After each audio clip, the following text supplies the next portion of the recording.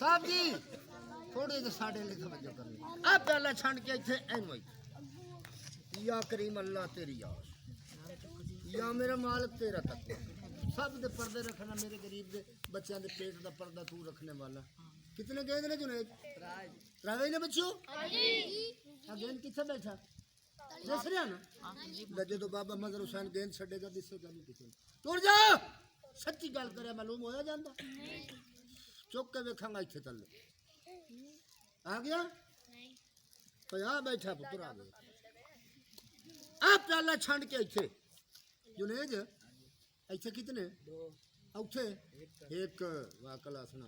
आ किथे रखया गोडे नु प्याले नु को नाल ता नहीं फिट कीती है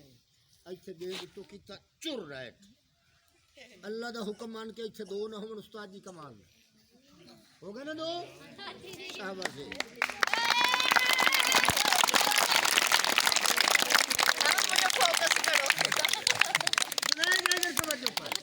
ऐसे कितने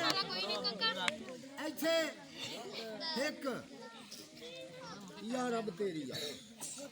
उस्तादा साहब का ख्याल और बच्चे का ख्याल हाथ खाली प्याला खाली ऐसे मैं तेन कर दे मंगा कलाम ना जी जी ऐसे दो नहीं तीन हो गए ओ पुत्र तेरा भला हो मेरी खैर दो भी नहीं तीसरा था बैठ पहली छान के ऐसे रखी जुनेद ऐसे कितने औथे शाबाश आ दुआ गेंद इथो बाबा छड़ेगा के चुर राइट टुर जा ऐसे तीन नौवन कमाल